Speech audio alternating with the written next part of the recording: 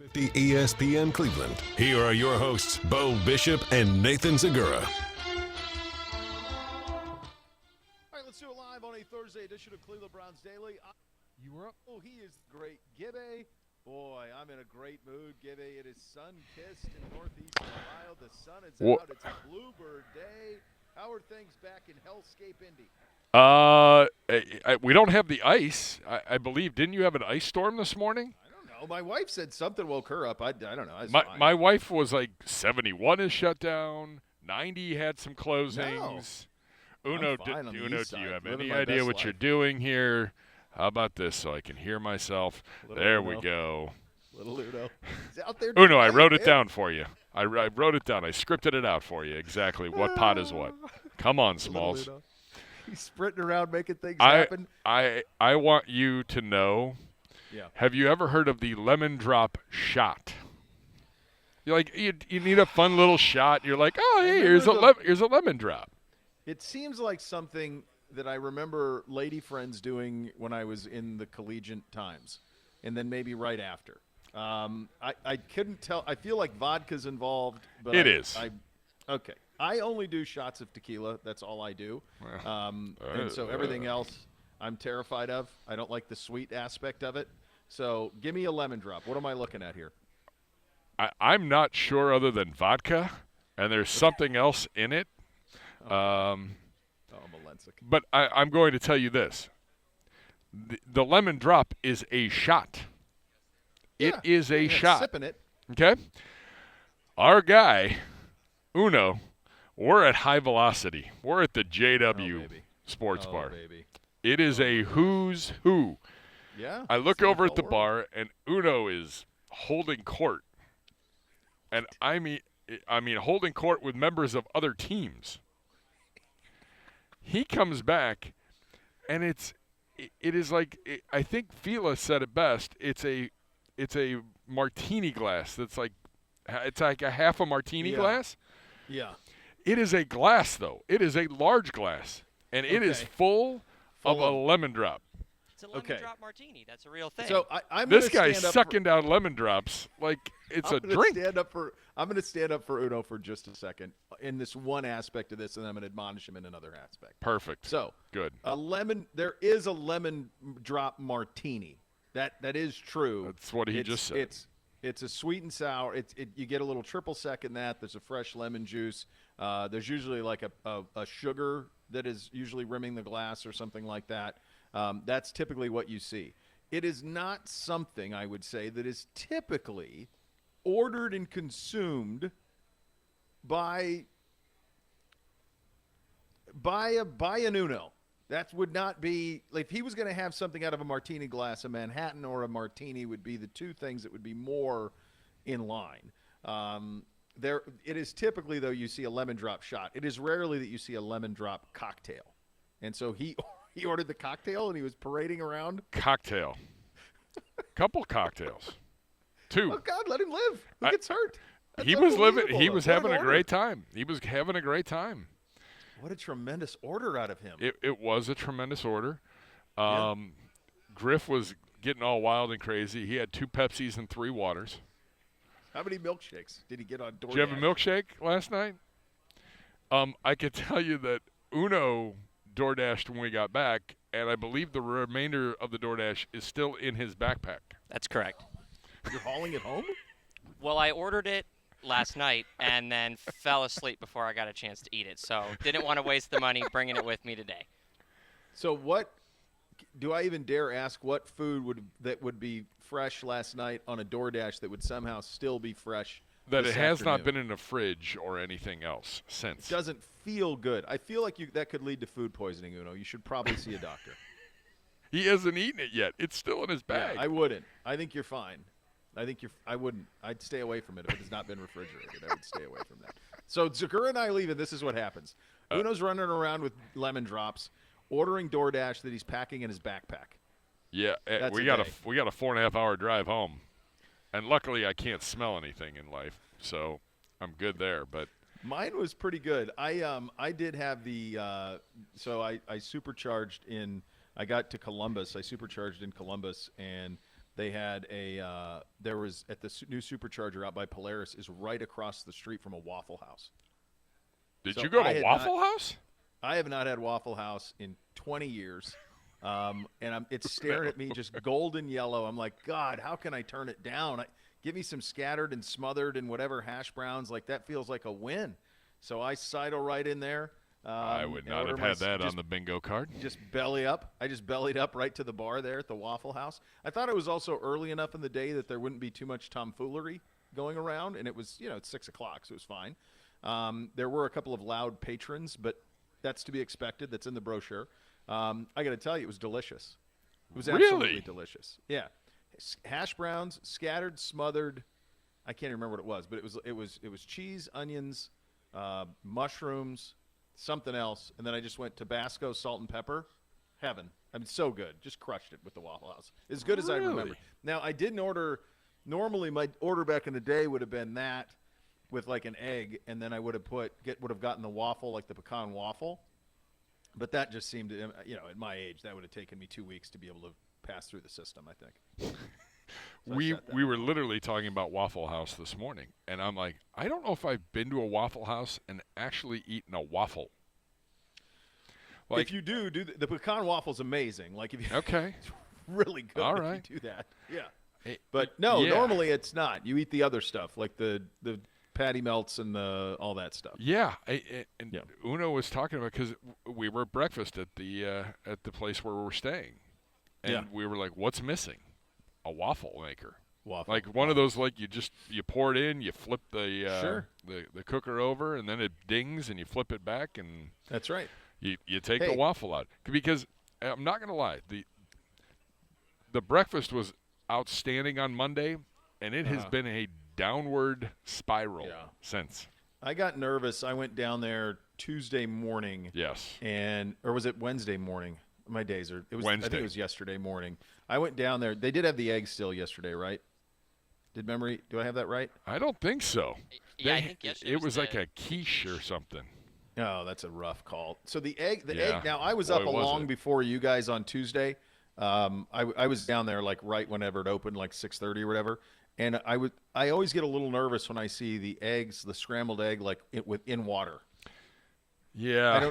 I understand how they cook them, but like, I don't know. I like to have a little bit of a drier egg. So, I did pass. I think anytime if you go with a scrambled egg at a restaurant thing, and then you have some sort of hash brown, because then you can hot sauce it and salt and pepper. That's the win. That's the breakfast. That's the breakfast buffet that you're looking for, my friend. Yeah, Did you guys get to Elmo's for lunch? No, we did not get to Elmo's for lunch. One job. No. Wait, dude, we've been a little busy here this morning. We had to tape a couple interviews. There was some podium stuff going on. Who was at the just podium? trying to pack up stuff. Players. We got players at podiums. Oh, like prospects? Yeah, and we got to help out the league. Everybody that's at Media Row has to do certain tasks to help, like whether it's transcripts or recording stuff. Or everybody's has to have a couple assignments, and that way you can share everything.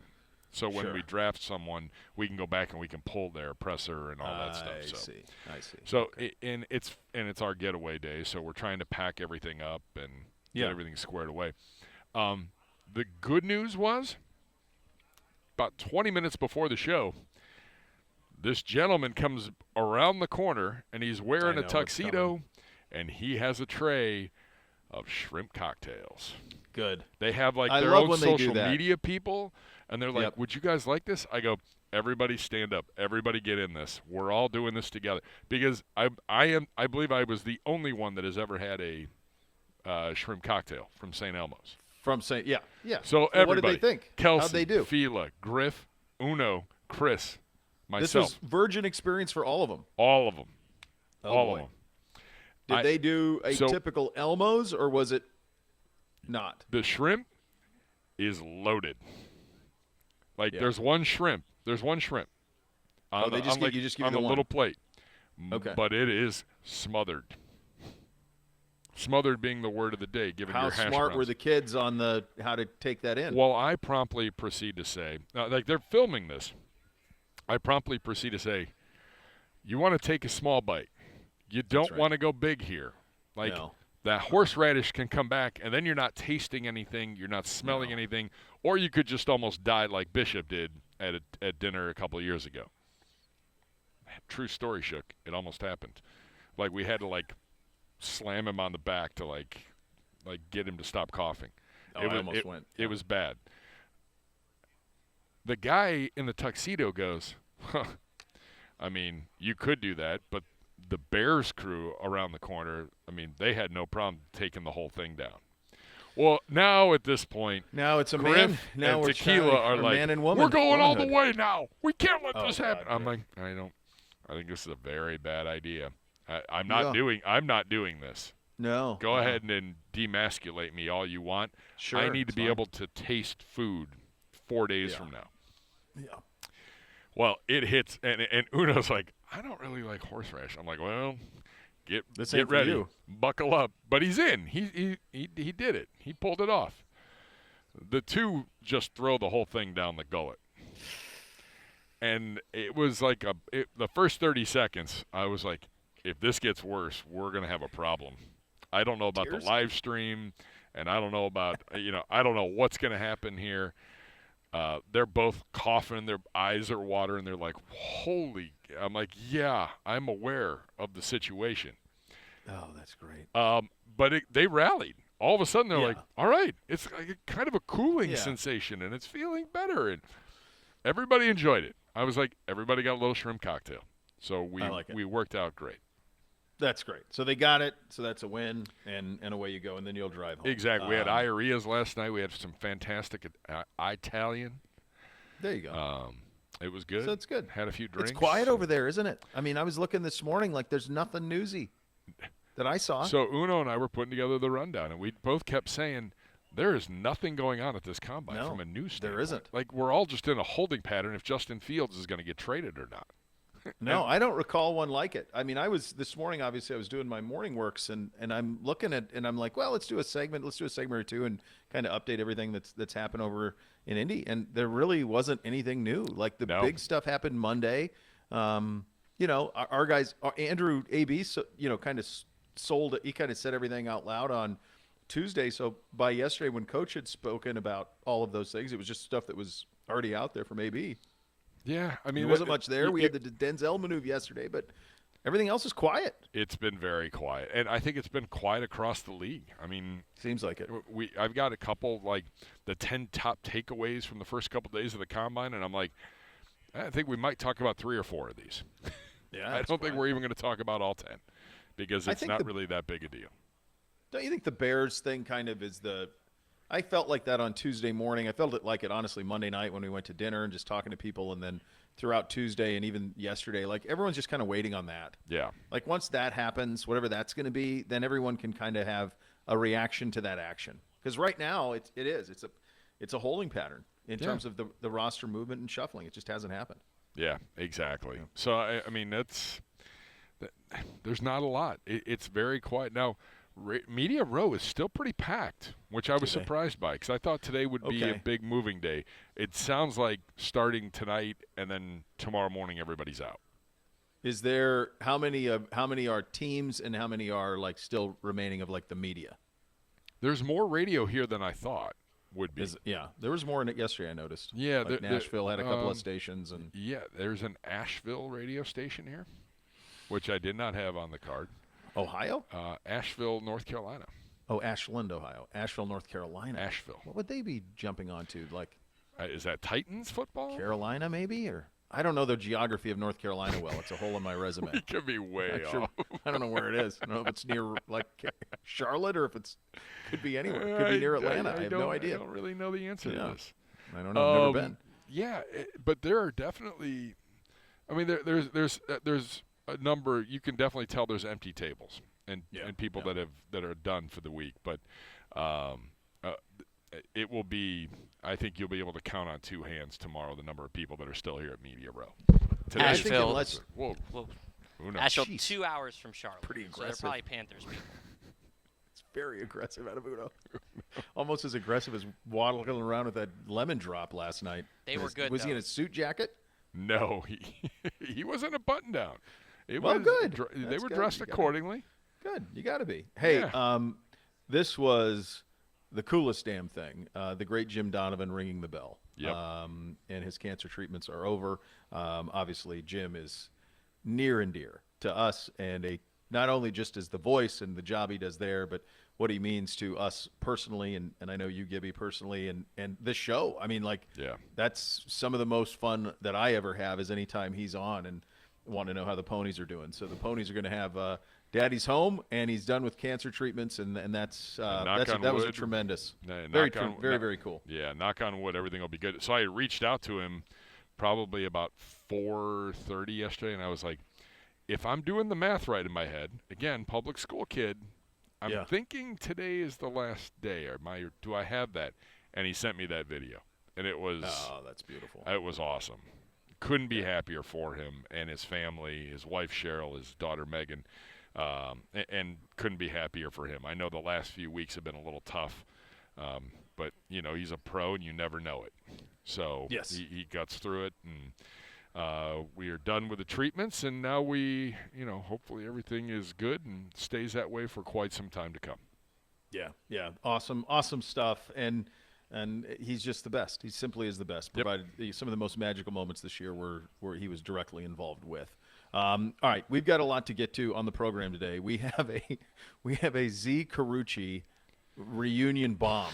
I mean, it's story time with Uncle Vic is what we have. It is, but it's great. actually really good because Vic takes you. Not surprised. Yeah, Vic takes you behind the curtain on the whole Hall of Fame voting and some of the big picture stuff. He can't go into a lot of detail, but he talks about the whole thing with Hester and special teams and then it's a breakdown of our new OC, Ken Dorsey, and talking about the Bills, talking about the Browns, the league in general. It is a bomb. It's a love fest, but it is a bomb. Vic's just been around so long and has so many different angles. He's worked from the news side of it. He's worked for teams. He's done everything. So he has every angle of it covered. So you have that to look forward to. Kelsey Russo, is this her debut? On CBD, it is. I think it's her Cleveland Browns Daily debut. It is. So we're going to have She did a radio network spot in the middle of the season, and just wanted to let her get her feet wet in the season stuff, and just figure she joined in progress, and it was on the treadmill at a 10 incline. I feel like so. She's been here all week, and she'll join. And she's got Jordan Reid later. Yes. Of ESPN. So draft analyst Jordan Reid will join her a little bit later in the program. Nick Shook is going to join us from Radio Row coming up in about a half hour from now. And so there you go. So we'll put this thing into perspective, take a look at some of the big takeaways. As I mentioned, I think probably the biggest takeaway is a very quiet combine. Yes. That's and I understand. The other thing you got to remember, Gibbay, is it's kind of two combines, right?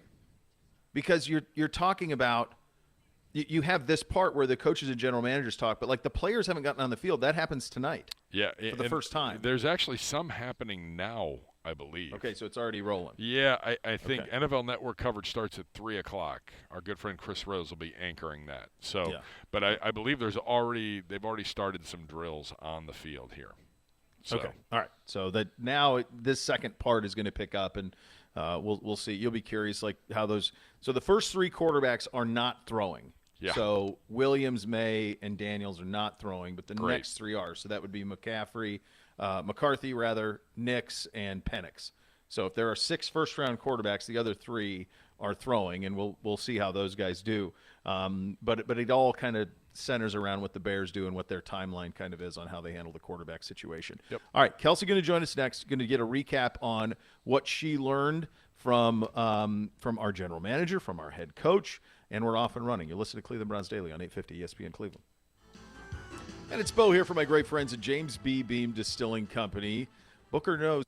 You're up. Knob Creek was to have the embodiment of full-flavored American whiskey through age, proof, and flavor, create a product that sets the standard, and Knob Creek has done that. It is a champion for those who stay true to their craft, know what they like, don't feel the pressure to conform. Now through April 30th, don't forget to take advantage of the Knob Creek Steak Rebate. So you get a rebate when you buy a Knob Creek bourbon plus a steak. Just upload a picture of your receipts to knobcreeksteakrebate.com. They'll send you $20 right to your Venmo account. Must be 21 to participate. See full terms and conditions at knobcreeksteakrebate.com. Knob Creek Kentucky Straight Bourbon Whiskey, 50% alcohol by volume. 2024 James B. Beam Distilling Company, Claremont, Kentucky. Knob Creek, drink what tastes right. All right, as we head back to the Combine over in Indianapolis, Kelsey Russo joining us, staff writer here. First Combine for you, right?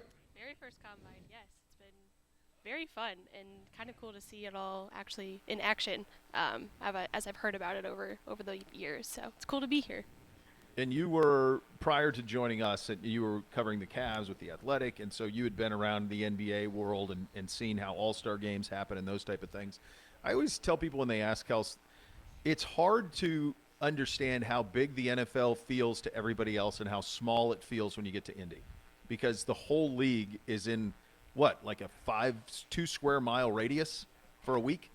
Which is wild, yeah, and you just run into people as you're walking through the convention center, you're going to dinner or just at your hotel, and everybody is here. And I think that's a really cool aspect of it, though, it does feel smaller and feels more like you get to know people from around the league and make connections and everything. And so that's like the really cool opportunity about it for us, is like also getting to see the prospects, but being able to network and be a part of it as well.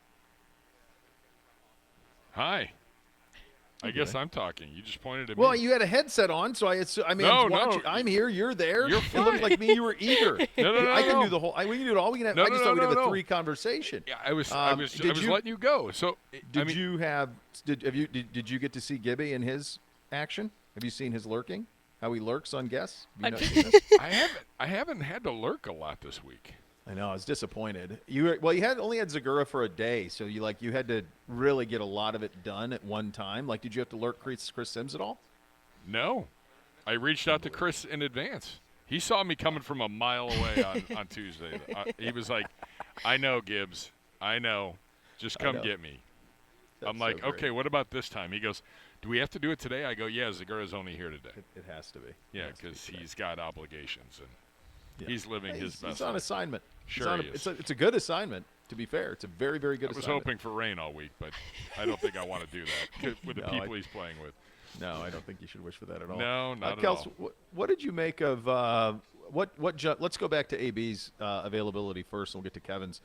What did you make of AB and some of the choices? Obviously, the headlines were back to the Greenbrier, the dual practices with the Vikings. What are some of the things that stood out and were noteworthy to you? Yeah, I mean, obviously those 2 things, starting off with the joint practices, because it's the 4th consecutive year that they've done them. So I think it's a really, it was a big deal for them to talk about it here and say that they're wanting to host them, so they'll be in Berea and kind of what that means. So it's sort of, in a sense, running it back to how camp was last year in preseason. So it's just kind of an interesting element.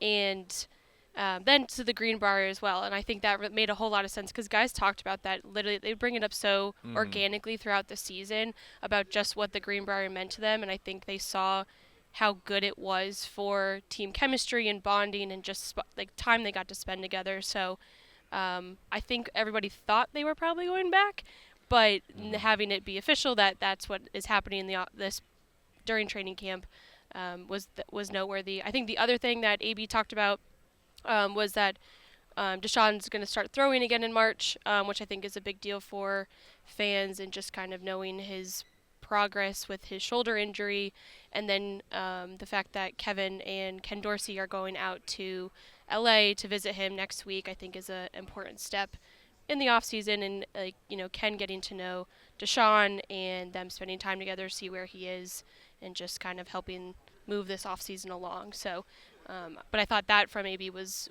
pretty noteworthy to hear in front of the podium. So those kind of stood out to me.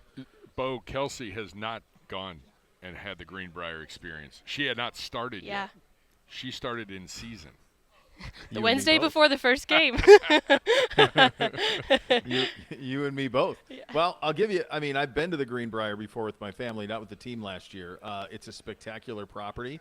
I will say that it is pretty wildly colored in terms of the sides of the walls. The decorations and the flooring and the decor. And the decor Yes. is quite aggressive. It is. So it's a little – you've seen the movie Anchorman? Yes. Okay, it's a little bit like when Fantana brings out the cologne and he goes, it's quite repugnant. Like sometimes it starts out like you think, well, maybe I could handle this, but by like day 4, you're like, my God, I feel like I'm in the Cat in the Hat or something, man. It's crazy the way that it all goes out there. So, no, but you get it. And you're right. I mentioned that to Kevin yesterday when we had him on the show. And every time organically the guys would talk, they do that on their own. They just bring it up. You'd be like, how'd you get through all this? It was like there was something that was forged down there that traveled, and it allowed for the success amidst incredible obstacles, all season long. You mentioned the Deshaun part of it, and I knew that we tried, but I knew Kevin and AB, neither one was going to be – we're not going to pin him down to, where's he at in all of this. But that's really the off-season question.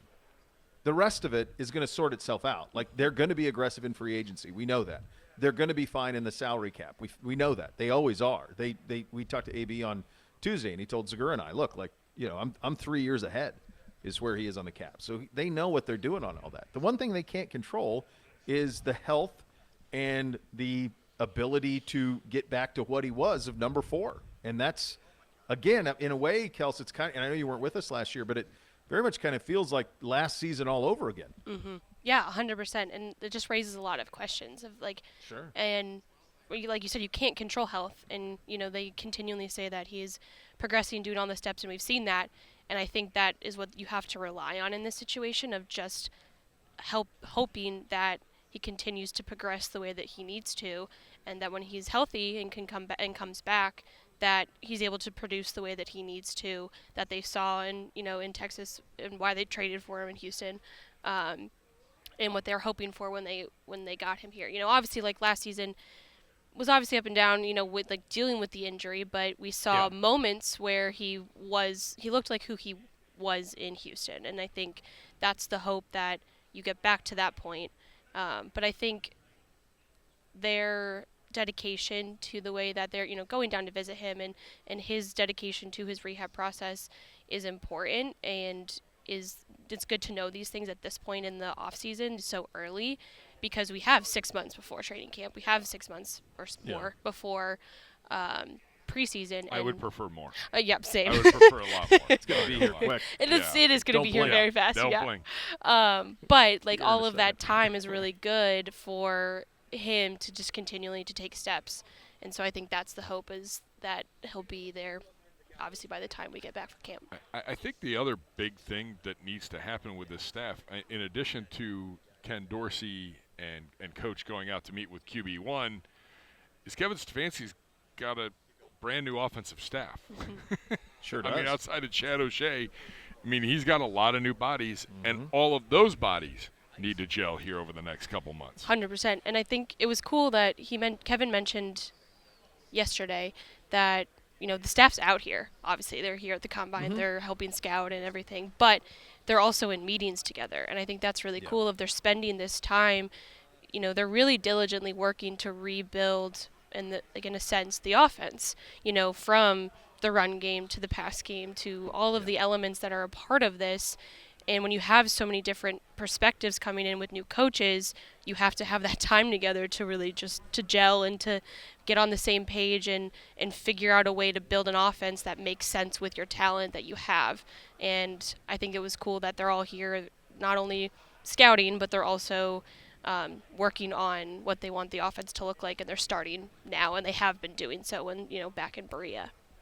Well, and you got when I had Kevin on yesterday, we were talking about that, and I asked, look, it's not like he had an issue with the guys who are here. Right. He likes a lot of those guys and still remains close, and it wasn't that at all. But you could also see that there was some juice for him because he's an information guy. He's a learning guy. He never's going to sit on his laurels. And so when I asked him the question about all these new faces and what can you learn from them, he kind of lit up. Mm-hmm. And you understand, because you want to be inspired again. You want to hear new messages, new thoughts, all of those things. And so I do think that, he's 2-time NFL Coach of the Year. He knows what he's doing. But at the same time, even somebody like that, you get some juice to hear some new ideas. Yeah, 100%. I think it's a perspective. And, it's maybe he has an idea, but then, Ken or Deuce or somebody brings just they add a tidbit, and then you find kind of a different angle, a different wrinkle to your offense, and there's just a way you can tweak it that maybe you didn't think about because you didn't have that perspective. So I think it's all it's all good things. It's a really exciting time for them, I think. And yeah, like you said, like they loved the staff that was here. Guys got opportunities other places, which is great. That's what you want to see. Guys get their opportunity to coach and move up. And so, now you build a staff and you build an offense that can take you where you want to go next year. And I think they have the pieces to do that, which is really cool. Don't sleep on Tommy Rees either. Just talking to people in the college game, like, know a couple of guys who when he was on the Notre Dame staff, and that dude has a smart mind, man. He was really good at Notre Dame. He was really good last year at Alabama. Like, Jalen Milroe was a guy who was benched earlier in the season, and once they recommitted to him, he played himself into almost being a Heisman finalist type guy, and they ended up playing for a national or losing to Michigan in the national semifinal. But that so much of that was what he did offensively and how he moved on the fly. And everybody I've talked to is really, really high on Tommy Rees. So I think that's a very good one as well. Anything else from Coach that jumped out to you over the last couple of days since yesterday, Kel? I'm trying. The conversation we had actually about just tweaking offenses and just kind of and the offensive game in general moving forward, I thought really stood out to me. And just it was funny because like somebody asked him about like, oh, like how do you want to see the offense like in the league change? And he was like, well, I'm not going to tell you because then that would give away what we're doing. But it was cool to see the way that they are obviously like always looking forward to the future and how they can be better. And I think it's really cool that that's where they're focusing at, is how you can tweak the offense, make changes with personnel, find different avenues. And he said too that he talks to Jim Schwartz a lot, which makes sense.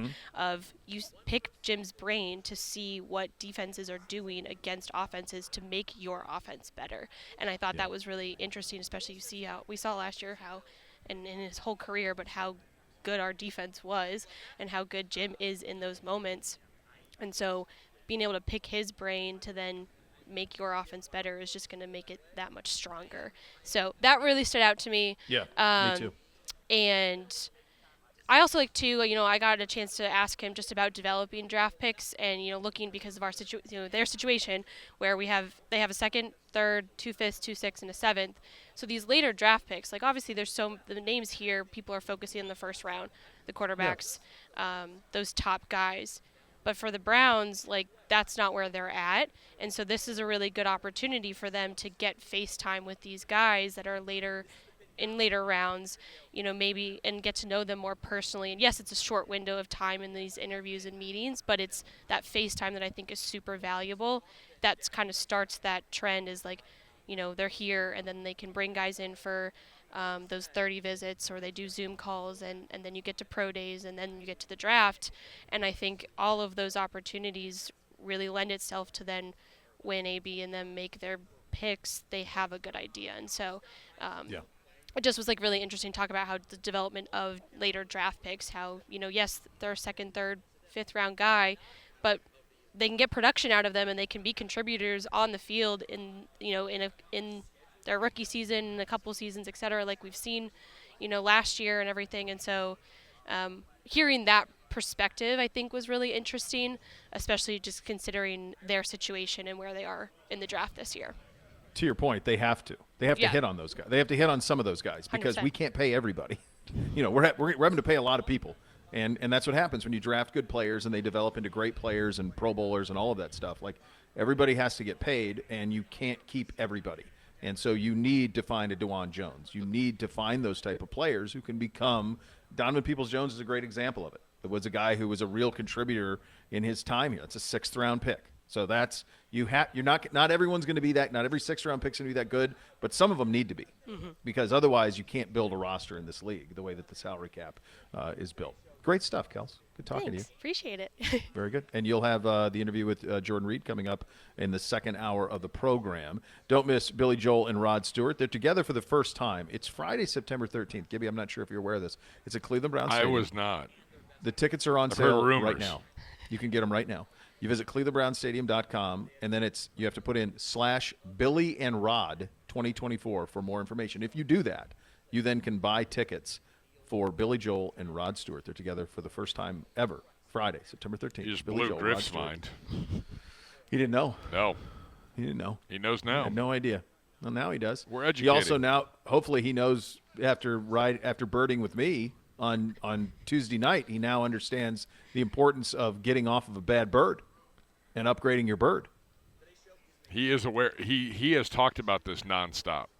It might have been the highlight of his combine week. I don't know what has been big on social for us, but I'm telling you, if you had video on that, that wins. That wins. You want a viral Next moment? year. You want your clicks? Well, I won't be there, but Griff can, and I'll be there in spirit. Like you Okay. could FaceTime me All as right. as he's going. He'll Sure. FaceTime me. Sure. We'll see you here next year. No, you will not. Yes. 10 Kels, good stuff. Great. We got 10 takeaways. Some of the highlights from again, it's been a quiet week, but we'll get into some of the news that was made this week coming up next. You listen to Cleveland Browns Daily, brought to you by Bally Bet, sports betting partner, your Cleveland Browns, now live in Ohio on 850 ESPN Cleveland. His attorneys at 1-800-ELK Ohio. Elk & Elk is a proud partner of your Cleveland Browns. Some news from the comment. As we mentioned, there's not a ton. In fact, the 10 takeaways from NFL.com from the Combine and some of the availabilities. Where do you stand with some of this stuff, Gibbay? What seemed – what caused – to me, again, I hate to be repetitive, but it really is Bears, and then I would say it's Broncos. So, yeah, I mean, that's I think what's flying under the radar, and this was on NFL.com, and I tend to agree with it, that it looks like Chris Jones is finished in Kansas City. You know, That's wild. They want to keep him, but now they're going to – it's reported the Chiefs granted corner L'Jarius Sneed permission to seek a trade with the idea that they would use the non-exclusive franchise tag to, like, work out a deal which would make Jones a free agent. I don't – It was interesting. Like, they had that, at the parade, he's like, I'm going to be a Chief forever or whatever. Like, there's enough money. If you're them, like, you have to keep him. Yes. He's dominant. Like, you have to keep You him in the won mix, because I of your think. defense and Yeah. Patrick Mahomes, obviously. But Sure, yeah. No, but I that would think defense you- was the best that it had ever been under Mahomes and Andy Reid. Yeah.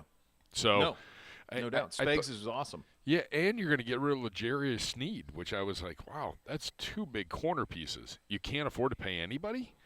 Because remember, when Mahomes signed that deal, it was very cap friendly. Oh, my God. Now it looks incredibly cap. It's Yeah. $40 million a year. Yeah. It was So- 10 years, $400, so it's $40 million a year. Right now, that's nothing. Correct. That's like what Baker's going to get. Yeah. Like, it's nothing. So unless they're trying to work out a redo or a new deal, but Oh. I mean, number two, the Ryan Poles should trade Justin Fields. Yeah, I know.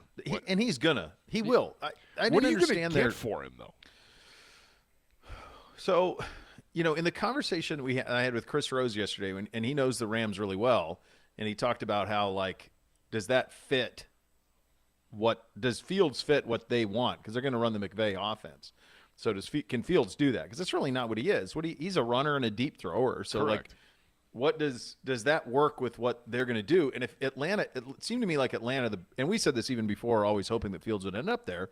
It always seemed to me like Cousins is the perfect one for Atlanta. Like, he's the perfect table setter and place setter for them for whatever they're going to do going forward. Like, they could win the South right away with Cousins' play. The question is, do the Vikings acquiesce to that?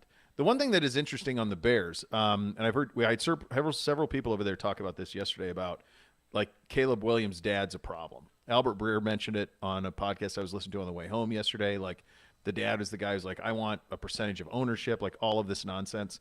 Like, that's just got to get squashed right away. Like, I don't know how emphatically you can say this. The NFL does not need Caleb Williams at all. Correct. At all. He could play another year at USC, go play in the whatever the XFL, UFL thing is. Good luck. They don't. It's fine. The league is fine. They're not worried about it. So that dude just kind of got to lock it up a little bit if you're to believe everything that's kind of out there on him. But to me, like, you're going to trade Fields if it's a two. Breer said a second day and a third day. So is that a 2 and a 4? Is it a 3 and a 6? How does that deal get done? How quickly? Watch out maybe for New England on that. Sure. Maybe that's absolutely. the spot. Just a couple real quick ones. It feels like Sean Payton can't wait to see Russell Wilson leave Denver. Kirk Cousins still makes the most sense in Minnesota at the right price.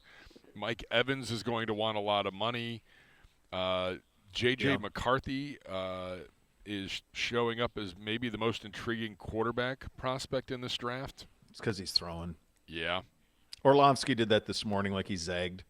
He was like, I'll take Jaden Daniels over Caleb Williams. Okay. I mean, this happens every year. Yeah. I mean, remember we were there a couple of years, like with the Trevor Lawrence, and it was like, oh, Zach Wilson's better than Trevor Lawrence. Some teams have him graded higher. Okay, stop. Like, let's stop. Yep, exactly. Stop with the nonsense. So, I mean, there were a couple other ones, but nothing crazy. I mean, Philadelphia needing to fix their culture. Duh. Yeah, they got a problem there. Yeah, it certainly seems like it. I missed this. Tom Brady ran a better 40 time at 46 than he did at 22. He posted it this morning, I believe, on social. And they had him at, like, you know how they have them paired next to each other running? Oh, yeah, he smoked his 22-year-old self. Well, all the lectins. He's not eating lectins anymore. Back in those days, he was crushing a lot of lectins. That's what happens. That's how all of that goes. Exactly. That's very good. All right, we'll get some perspective from Nick Shook, our old buddy, going to join us coming up next. You'll listen to Cleveland Browns Daily, brought to you by Bally Bet, sports betting partner, your Cleveland Browns. Now live in Ohio on 850 ESPN Cleveland.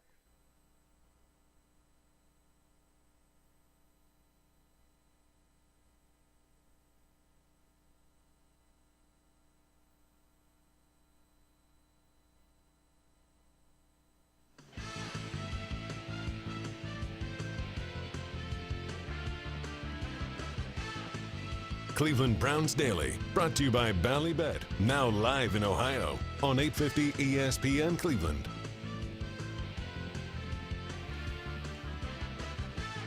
And be part of one of the most passionate fan bases in the NFL. Join Next Gen STM, presented by Ticketmaster, the official waitlist of your Cleveland Browns. Being a Next Gen STM, the best chance to become a season ticket member in future seasons. Visit clevelandbrowns.com/NextGenSTM to reserve your spot today. As we head back to Indy, our good buddy, NFL Network, NFL.com analyst Nick Shook, live from Radio Row, sitting right next to Gibbay. We were lamenting kind of the lack of news the last couple of days. You had the big pressers on Chicago, but they were, I mean, we all know they're trading him, but like they were kind of not much to that.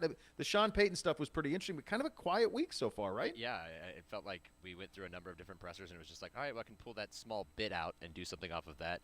I can pull a small bit from here. I can turn this into something that's palatable, but it's nothing that's popping. There's nothing that's making a ton of headlines. You're not seeing the ESPN ticker or whatever with a ton of headlines from here. So you're hoping that the player workouts dominate, but even a lot of the players haven't said anything super noteworthy. And you know what, maybe that's just a product of some things are inevitable, and we also don't have as many dominant storylines right now, and that will transform over time. Because you know what happens. Night is always darkest just before the dawn. It's quietest just before the storm. Some massive trade's going to happen that we didn't see coming. And great. We'll all have to deal with that. I don't know what it is, and I have no insight on that. But I'm telling you, I've done this long enough. Just when you're getting comfortable with the silence, it all blows up. Can we make sure that it happens, like, not on a Saturday or Sunday?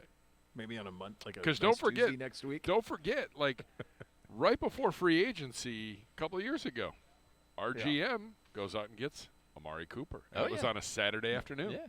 Yeah. I mean, this year, in the last 6 months, we had a coach fired at 1 a.m. Eastern in the middle of the week.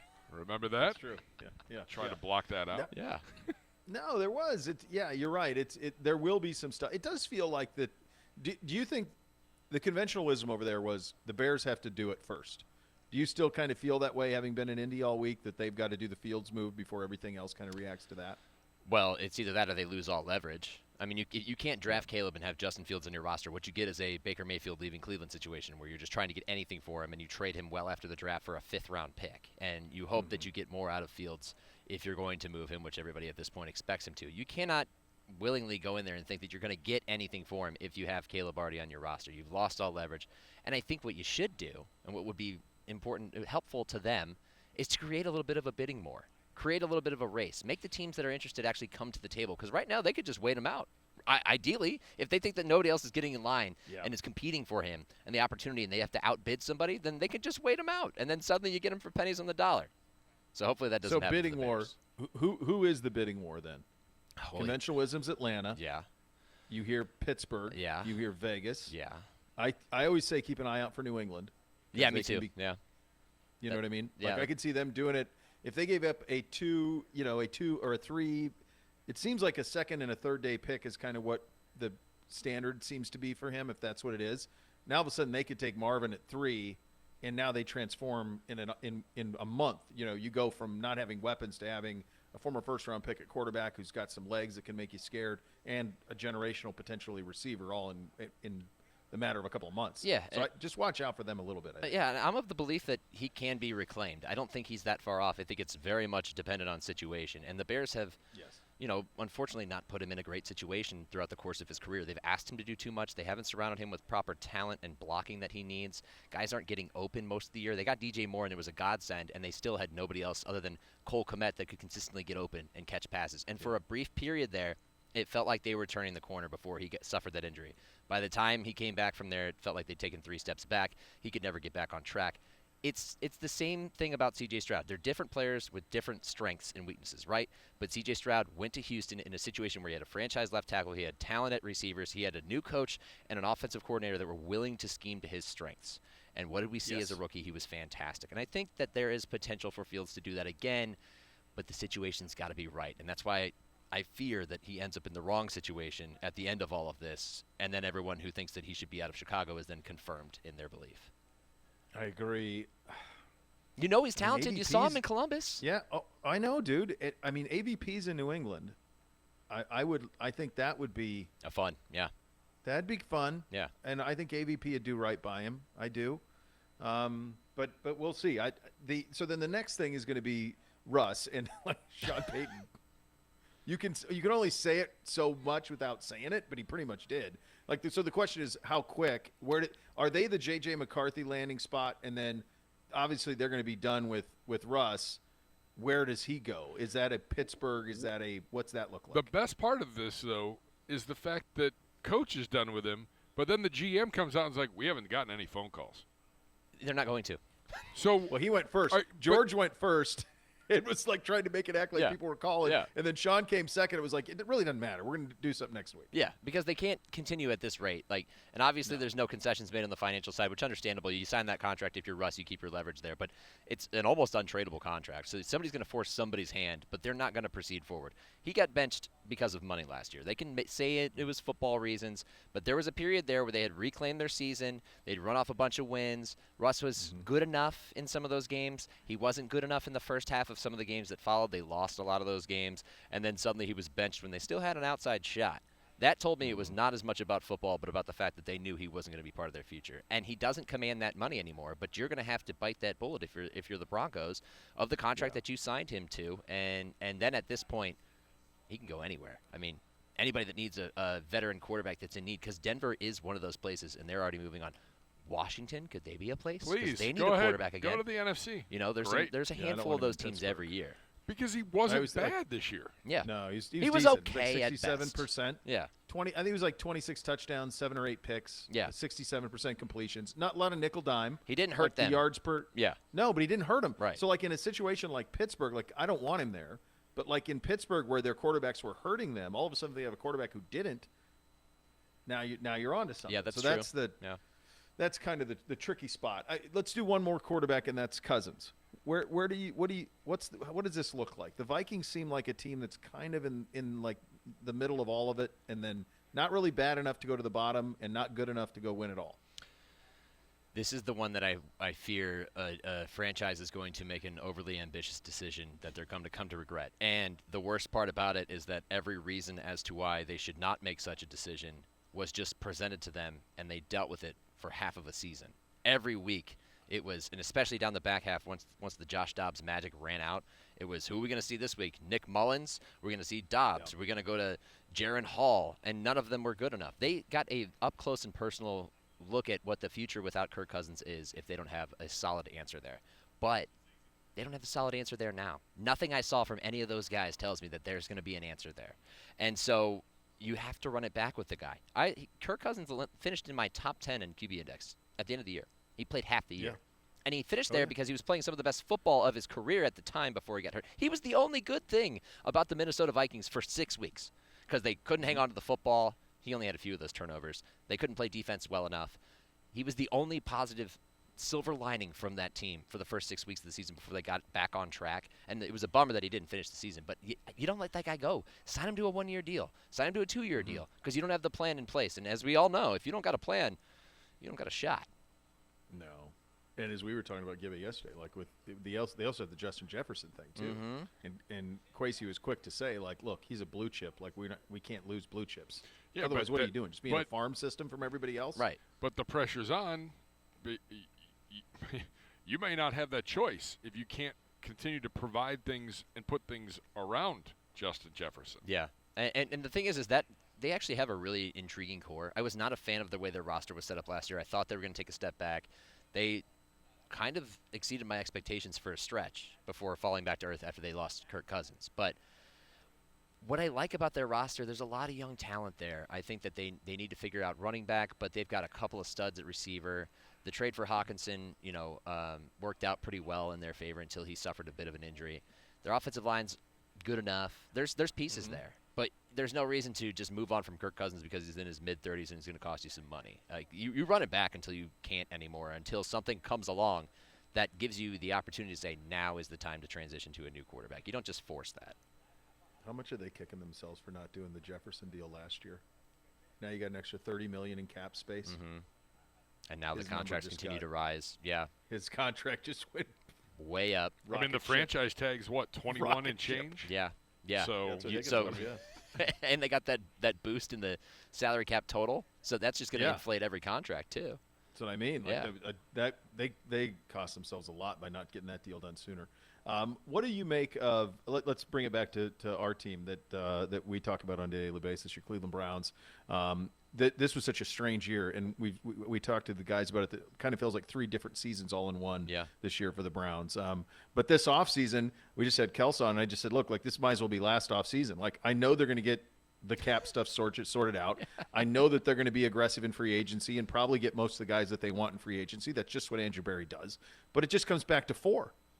Like, can he get healthy and can he get back to what he was? And that's kind of what this whole offseason is going to be about. It almost feels like last year redo. Yeah, that's exactly what it feels like. It's funny because you went through so many hurdles and the ups and downs, the highs and lows of this season, the thrill of reaching the playoffs when everything said you shouldn't.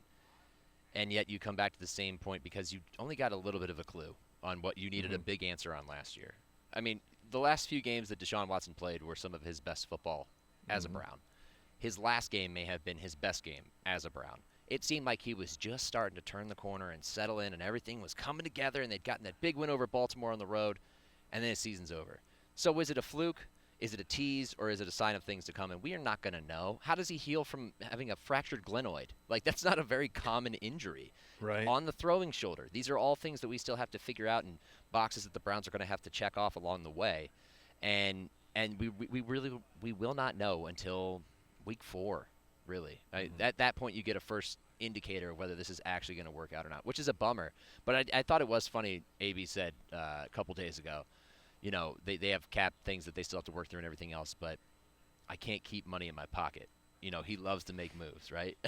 Yeah, no. I love that. He's an aggressive upgrader of the roster, and they do have areas that they need to address. But I was so impressed by what he did last year. It paid dividends in the defensive line. I think we talked about it a lot back then. Yeah. And I have full faith and confidence that he's going to nail it again, and they'll be in a good position again, and it all just comes back to your quarterback.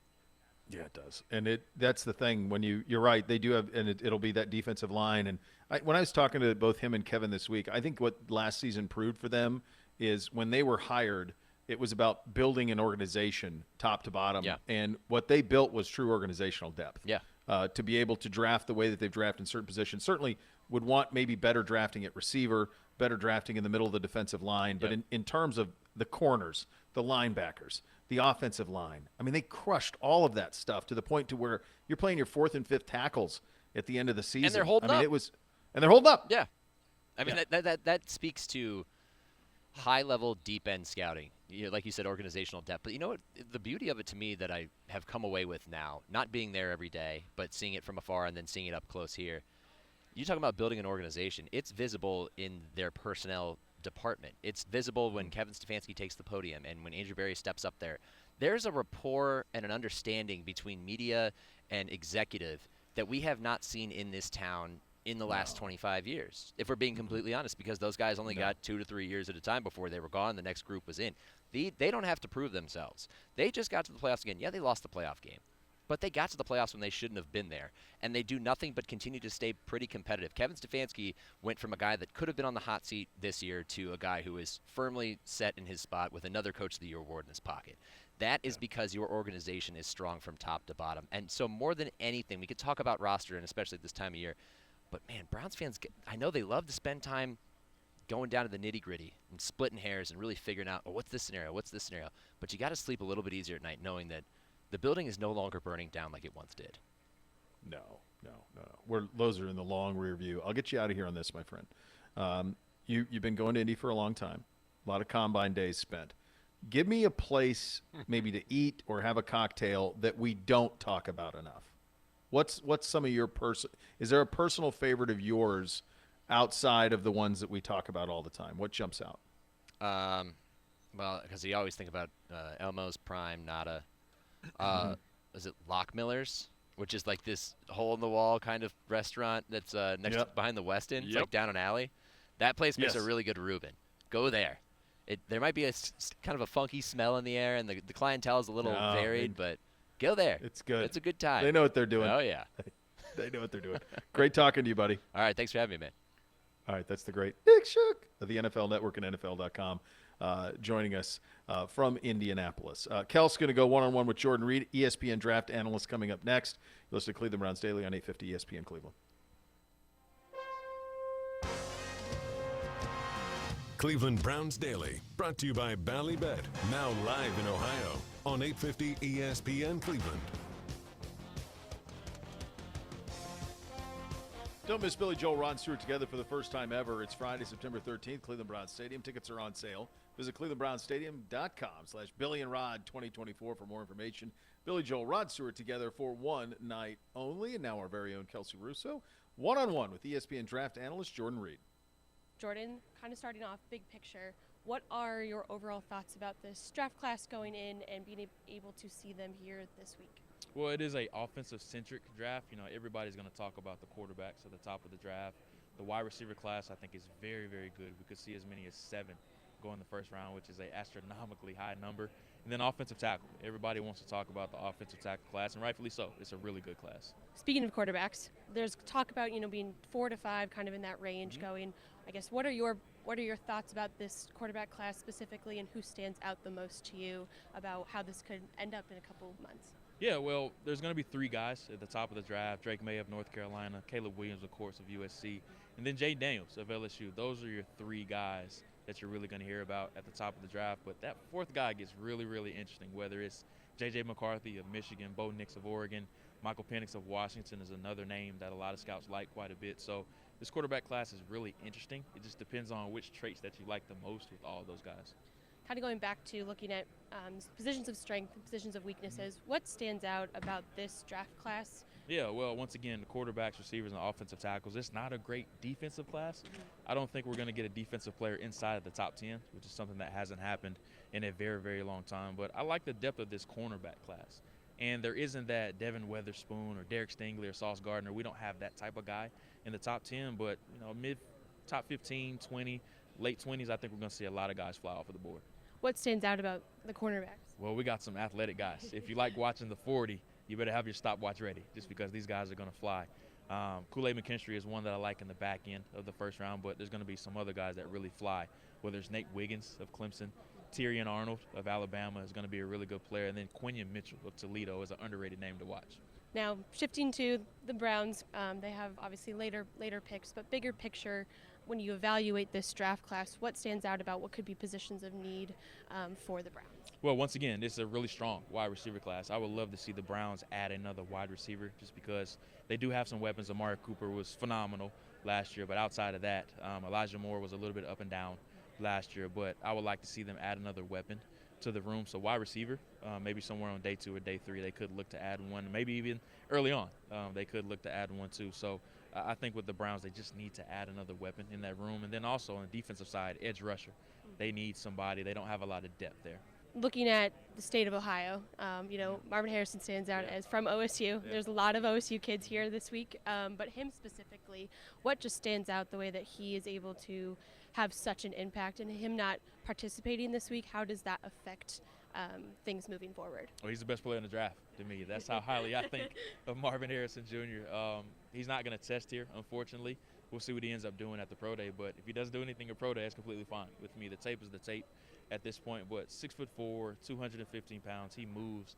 He's a big receiver that has the movement skills of a smaller wide receiver. There isn't anything that he can't do. He makes miraculous catches. He sinks his hips really well and gets in and out of his routes. In the end, he has fantastic hand-eye coordination to go up and catch the ball too.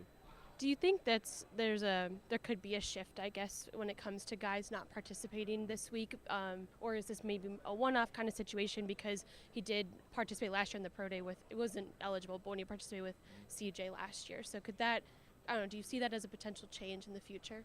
For the higher-ranked guys, I can see it becoming a trend just because they're going to tell scouts, just look at the tape and watch what I did throughout the season. There's no reason, I don't have anything to gain from performing anything at the combine. I think Marvin definitely is in that tier of players. So I think it's more so of your guys that probably are projected to go somewhere in the top 15 to 20 to where we could see them not participate in the combine moving forward. But day 2 and day 3 players, I don't think they're going to be able to afford to do that. Last one, I think, for you. Who's a prospect that, maybe is kind of underrated in your eyes that could really use this week to help his stock and really stand out come drafting? Ooh, he put me on the spot.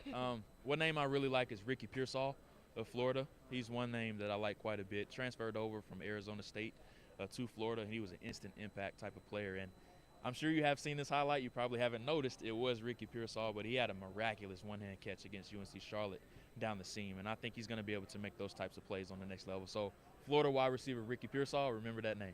Awesome. Thank you so much, Jordan, for your time. Thank you as always. All right, there's Kelsey Russo talking to ESPN draft analyst Jordan Reid. We thank both of them for their contributions there. Z and the Godfather, Vic Carucci, coming up next. You're listening to Cleveland Browns Daily on 850 ESPN Cleveland. What a treat. The Godfather, the man who birthed Cleveland Browns Daily from his loins and received his official Cleveland Browns Daily hoodie earlier today. The one, the only, the notorious VIC, Vic Carucci. First of all, great to be here and great to be have with you. Secondly, highlight of my Combine week is seeing that sweatshirt, that hoodie, which I will wear with great pride, but knowing the backstory, like how this thing has been put and it's not just your average hoodie. This thing's got the material, yeah, there's big even thread like a count, string you can like pull down in the back to keep it nice and taut. And I think it may have been made in Italy. It was. You are right. Which is, perfect for me. Secured after a lengthy search. Yeah. By the great Brad Mellon, I love it. Equipment manager of the year in the National Football League, and he sourced it. It's like a Nike fashion collab. Crazy. Take it up. Go ahead. Don't wash it. Don't wash it. That's what he said. Okay. So wear it and then let it. Don't get any stains on it. Okay. But he said washing it could air clean it. It's a delicate fabric. Yeah. I will treat it. There are only 4. I feel special. You should have it. Thank you. There is no CBD without you. Well, you're the Carucci in the sea. I love this. I love being with you. What's going on, man? We're good, man. We're good. When was the first year you came to the Combine? So, 1987-ish. It was. I think it was the first year here was like 86. I hope I'm getting this right. I'm sure someone's Googling it, but I want to say it was no later than probably 87. 88 sounds a little too late. So 87, and there probably were a dozen of us at the Crown Plaza Hotel. The drill was get a hotel room, find a place to stay, and then camp yourself at the Crown Plaza where the prospects were. It wasn't about what this has turned into with especially like the coaches made available and all that. It was strictly talk to the prospects, which we did, and it was it was so unsophisticated that you'd ask a player to get another player to bring him out and we do it in the restaurant of the hotel. And, hey, could you go fetch so-and-so for us? And, we'd be standing, and it would be Len Pasquarelli and Howard Balzer. Okay. Yeah. John McClain? John McClain. Peter King. It was it was a lot of OGs at this group. Rick Gosselin. Uh-huh. And you really – and it was one of those guys who had told me, I said, so what do you do in the off season? You go to the Combine. Now, even before that, it was in Dallas. Gil Brandt, of course, the late great Gil Brandt. was the godfather of that, and that was the original concept. And even in the early days, that's a good point. The original concept, Nathan, was that this would be the centralized place, the number one, and it's still probably one of the most important elements of it, was to get medical information gathered and collected. And that was what the scouts and coaches were most concerned about. Like, what are we really getting here in terms of health? Now, again, big for that to be here. And I think over the years, the hospitals in Indiana have formed such a great partnership with the people who run this combine. And you wonder in some other cities, they've talked about it moving to maybe back to Dallas, to Los Angeles, that you'd have the same, but it's not. It would never be as centralized. Yeah, that's why it's so great. So you're approaching your 40th combine. Feels something like that, and I will say every year it feels a little bit different because first of all you see the changes, especially in the coaching ranks and the team ranks, in the media ranks. I mean, we're in this massive area which. You asked me back in the 80s, could I picture something like this however many years later, 30 some odd years, almost 40 years later? No way. Did I see it growing like this? But what would happen is sports writers especially, this is back before it became more multimedia. It was growing in that way, but mostly convincing their editors that, you know what, it's a reasonable spend from the budget to send me to this event. I'll get you draft prospects that will backload all the stuff we need for the draft. Plus, we'll talk to other people around the league, and we can gather quotes, and it's content heaven. Yeah, absolutely. This is probably like 12 for me, maybe in that range. 10. Well, we had the COVID year, so probably 11. When I first came, it was the media row was in the concourse of the stadium. Yes. And there were maybe a handful of teams that came. CBD, we set up there, we were right? Set up, yeah. No, maybe a handful of and that's the other trend, of course, that we're one of the core original teams that had its own radio and of course video, but that too growing. Added to that, and then the NFL or the combine organizers realized we don't have enough room for all these people, and it was getting. And I will add this: that more than a few coaches and executives and the occasional team owner that shows up said, don't necessarily love the idea that it's that convenient for these guys to run us down in the hallway and grab us for interviews here, which of course led to a more organized. I'm pointing in the direction of where those press conferences are. More organized way of doing that. So when you come out here, obviously you've got a Bills focus. You have the Browns in your heart. What are some of the big stories, just NFL-wide, that you're interested in? Because coming here, the thing I like about it the most is, a lot of the information you get happens late at night. Right. And you're able to go and talk and kind of find things out. So what are some of the things that you're interested in? Well, you hit the key, and that is the networking ability. And you do get a more relaxed – there is no time during a football season when you're going to have the people who make these decisions as relaxed as they're capable of being. They're the most paranoid humans in the world, football people. I found that out long ago. But capable of – kind of chilling a little bit and maybe over an adult beverage somewhere, and you just kick back and have a conversation. It doesn't necessarily have to be a formal interview that you're going to quote the person on the record. But you're right. You're getting good download and good background. That's one thing. But as far as the issues are concerned, Nathan, I mean, you don't forget that you are here to try to get a feel for the draft. This is usually when most of my homework gets done, or preliminary homework, to get a best feel. I can't say that before this I can tell you, other than the top line names, who are the prospects to look for. But when you're starting to dig deep into the positions, and you're like a team like the Bills that I'm mostly covering, 28th pick, you got to really kind of know the depth of, say, wide receiver. We don't pick till 52nd. So there you go. It's even third straight year without a first-round pick. More of a challenge. But that all said, I think it's getting the depth of that. I think are there going to be the competition committee, and that's another change that's happened. This is the beginning portion of the intense work that they do right through the league meetings. So Sean McDermott, the Bills coach, is on that committee for the first time, and it's been interesting talking to him about what's being discussed in those rooms. I think they had their third meeting today of this combine, and he referenced player safety issues, but it was interesting without revealing too much of what's going on behind those closed doors. He made a point of bringing up kickoffs, and I think we all know that it's a play that's been downsized so much or minimized so much that you wonder, is it going to be just taken out of the game? It sounds like the reverse is happening. Which is we good. want to find a way to make an exciting, interesting play more relevant. Yeah, and it sounds like the XFL rule is possibly what they're looking at, because you had a Super Bowl where there were 13 kickoffs and 0 were returned. Right. And that's exciting. Devin Hester's getting inducted in the Hall of Fame this year. He's the greatest returner of all time. And as a member of that selection committee, I was happy to see that, because he should have been in immediately, in my opinion. Well, and I was happy to see it happen to see it for him, even though it's a different guy. But Steve Tasker for the Buffalo Bills has, I think, been a long overlooked, and there's been a prejudice against special teamers because of the amount of or how little they're on the field. And when the decision comes, are you picking a guy who's on the field for 5 plays versus the guy who's on the field for 50 plays?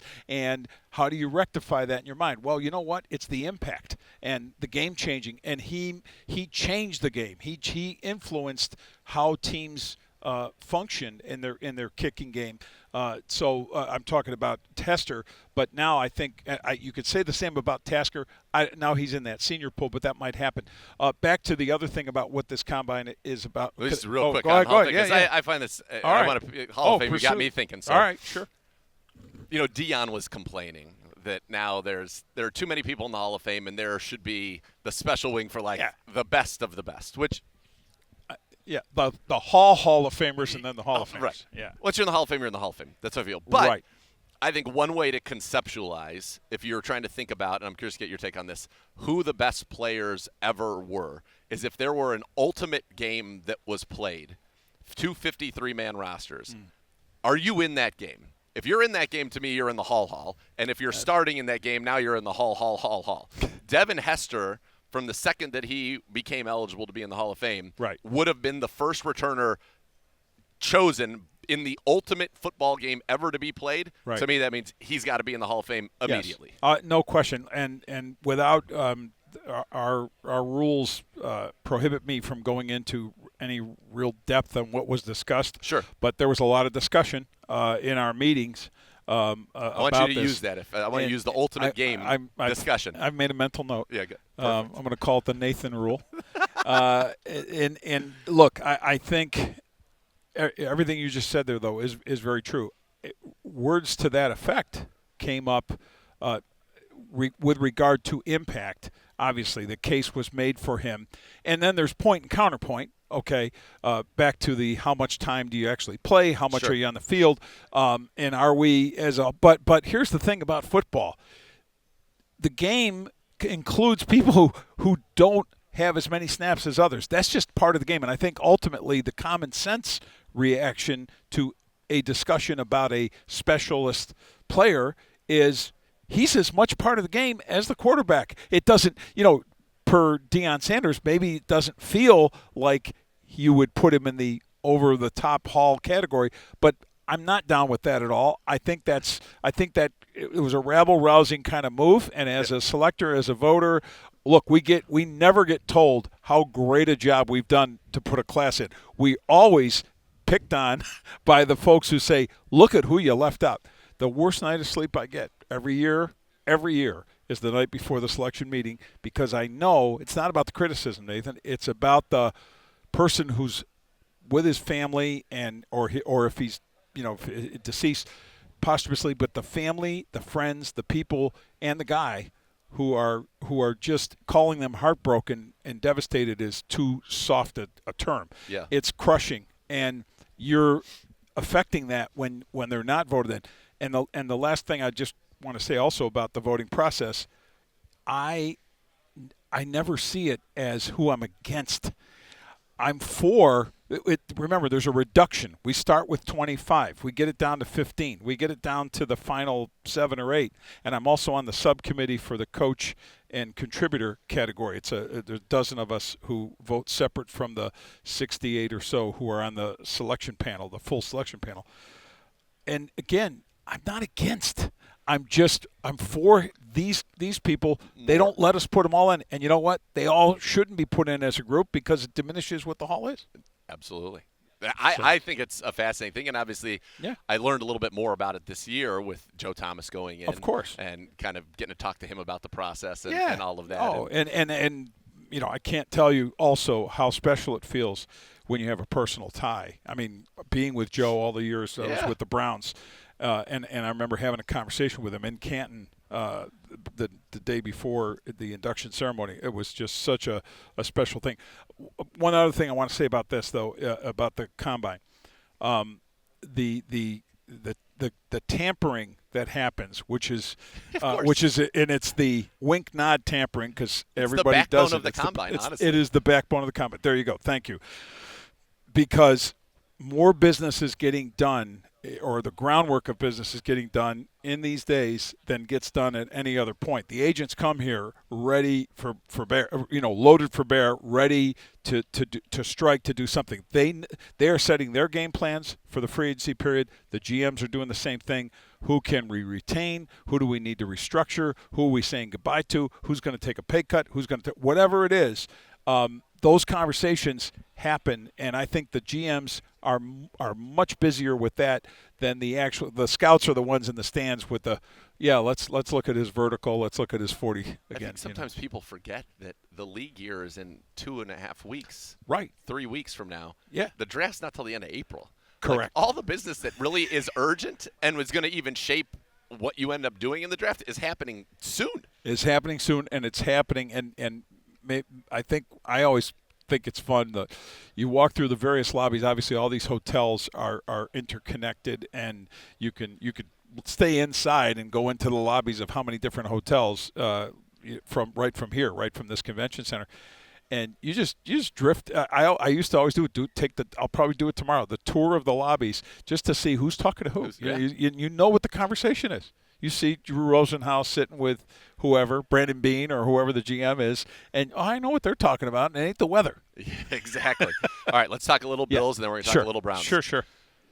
Heartbreaking for the Bills again this year, probably at home, the way that just everything about tough. Where do they go from here? Because it's you have windows, you have guys getting older, especially on the defensive side of the ball for them. What's that look like? I feel like with Josh Allen, you're always going to be in the discussion of being able to pry the window open to some degree. But it feels like there could be a lot of changes on both sides because Diggs, who knows what's going to happen there, and Davis is a free agent and going on. I think it's going to be a very different looking team. It has to be because start the conversation with 21 or 22 free agents, pending free agents. Good ones. And good ones. And a guy like a Micah Hyde, who has been a fixture in a secondary. How many secondaries, how many safety combinations where you had Micah Hyde and Jordan Poyer, former Brown, but 7 years together? That's unfathomable. When you really look at that and say, and even though Hyde missed most of last season, they still have been and even when they bring them out post game for the news conference, they have to do it together. It's like a thing. It's their brand. So that change alone would be a big one, saying goodbye to Hyde. But overall, going to be very tough. Now, the fact that the salary cap went up from a projected 242-ish to 255.4 million per team, the gain of that 13 or so million could influence and help the ability of Buffalo to possibly retain some people they might not have been able to. I don't see Gabe Davis sticking around as the number 2. I think he's going to flirt that market and take his shot to get more money. Would he be a good guy for Cleveland? Knows Dorsey? I think there's a good matchup and has had some of his best football with Dorsey. Dorsey knows how to dial it up for him. Yes, a big guy, athletic guy, maybe not the most consistent, concentrated guy, but I think each year he might mature, and I think he's at a point of maturity. Hardest worker you'll ever see. This guy from draft day, there was video of him running routes and working up an incredible. Like I got tired watching the video of him after he was selected by the Bills.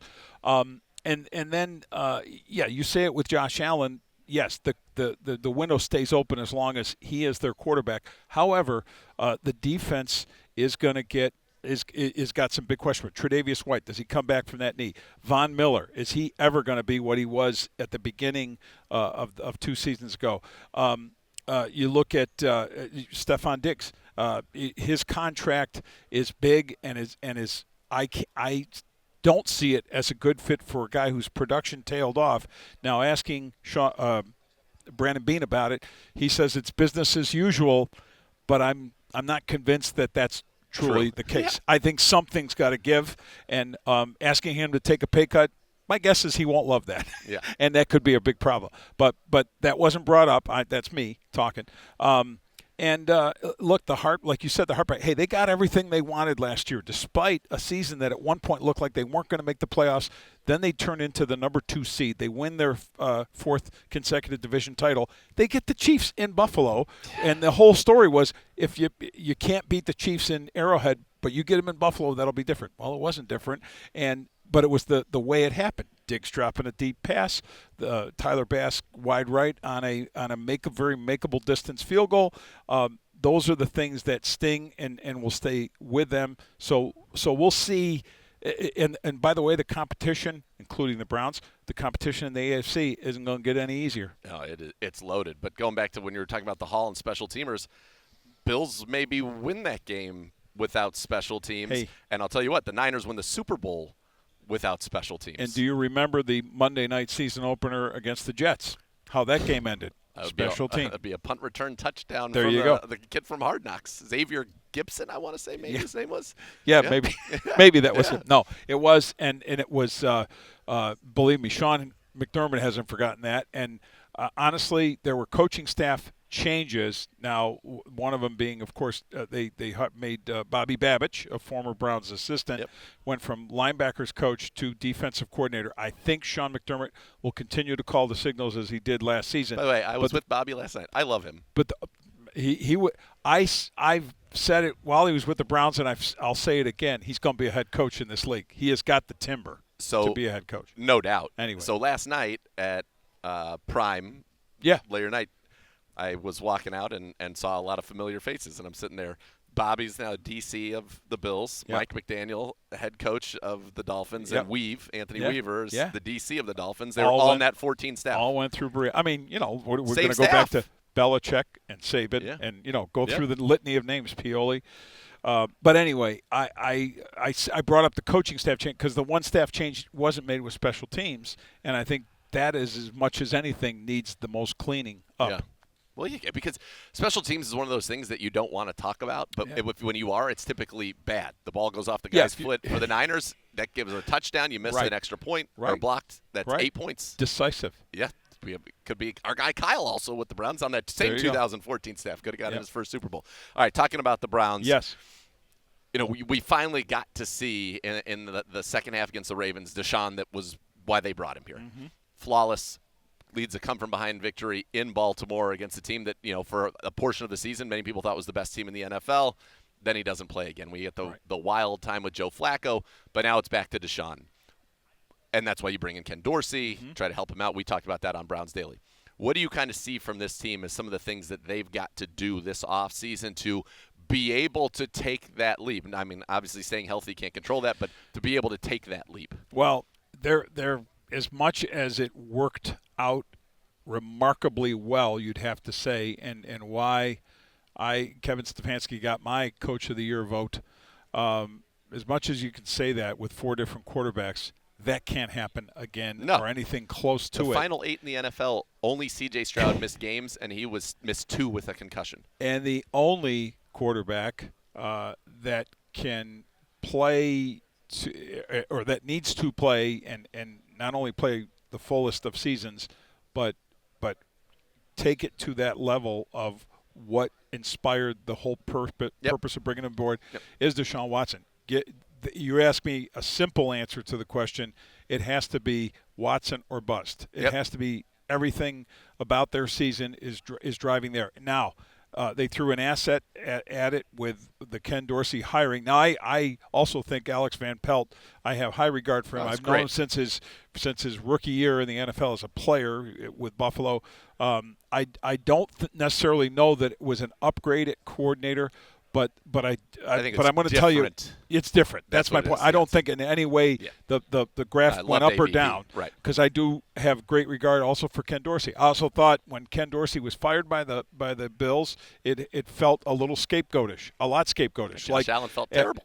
And Josh was crushed because Josh was the reason he got the job, and Josh also was the reason he got fired, and Josh knows it, and he'll probably have a hard time forgiving himself for that and wanting it to happen, even if things worked out well with Joe Brady. All of that said, back to the Browns, Dorsey's learned some valuable lessons about balanced offense, and if the sweet spot can be found between getting the max out of Dorsey as the max out of Watson from Dorsey as the thrower runner, the thrower on the run, but there will be some running component that I think he designs well, and did it for Cam Newton before he did it for Josh Allen as a quarterback's coach in Carolina.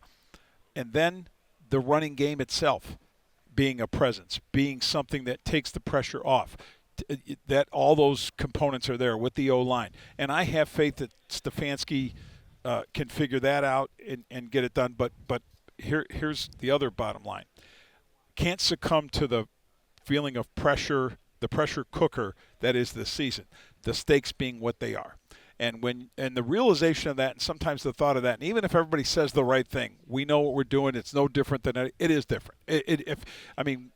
We can say it from the outside. They may not necessarily want to acknowledge it, they being the coach, the GM, the whole works. As long as they manage that as well as, manage it well, and then everything else within the team, and you get some breaks with health, there's no reason to think that the Browns couldn't be competing for a division title and a deep playoff run from a division that is pretty balanced. I mean, do we look at the Ravens with fear? Do you say they can't? No, they can play with any of those teams, and I think they can play with any team in the entire conference. Yeah, and it's a loaded conference. And it's a loaded conference. You've covered the league for a long time. It feels like when you look around the AFC, it's as good as it's maybe ever been. I love that, because part of what makes us say that is the C.J. Stroud's factor in Houston, seeing young quarterbacks emerge.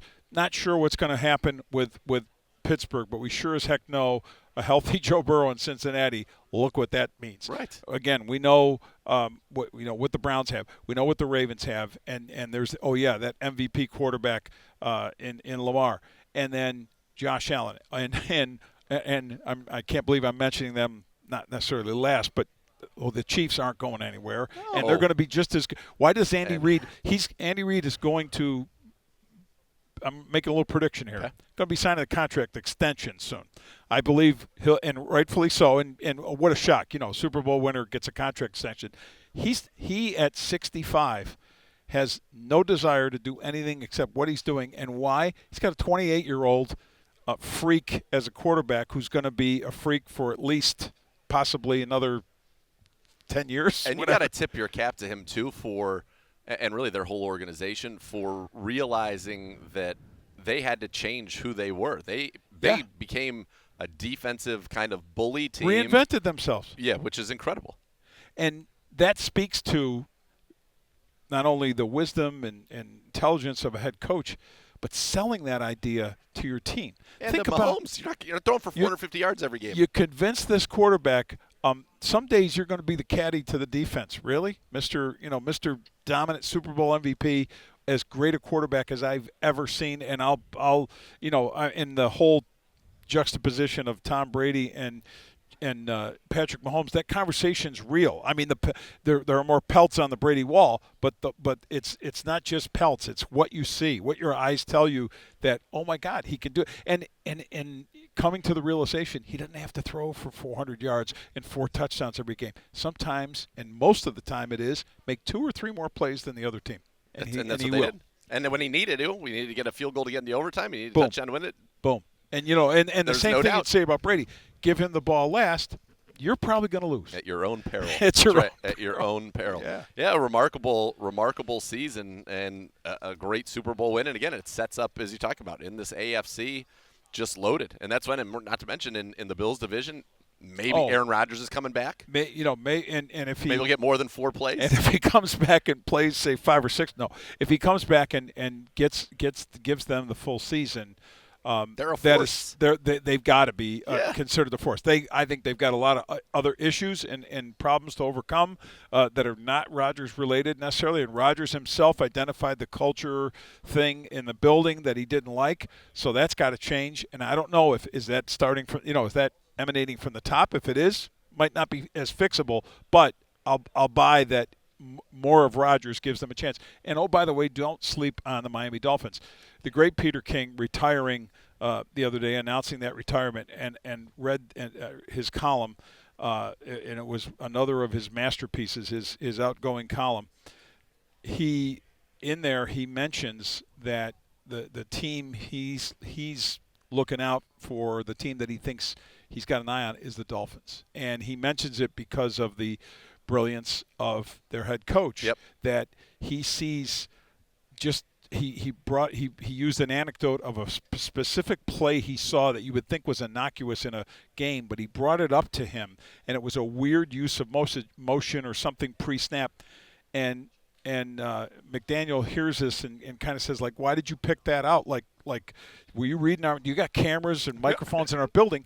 Because what made that play so special, it goes back to like 80-something years from the college level that he pulled that play and says, if I put this together, and it was specifically against New England that it worked, because he said, what has Bill Belichick not seen? You got to give him something that he might say, and I guess, as Peter mentioned, in pre-snap the Patriots defense was doing like, wait, what are they doing? What's happening over here? And Peter tells a wonderful story, much better than I just told it, but it's a great part of that column. Anyway, what a treat. An absolute pleasure. Same here. Absolute pleasure to be with you. Well, loved it. We love you. Love you too. Thanks. Love all you guys. Jason Gibbs, my whole crew, Beau. Just seeing it always feels like coming back home, even when even when it's a remote home in Indiana. You've always got the Uncle Victor suite. Yeah, it's always reserved for you. Thanks so much, man. All right. Appreciate it. All right, buddy.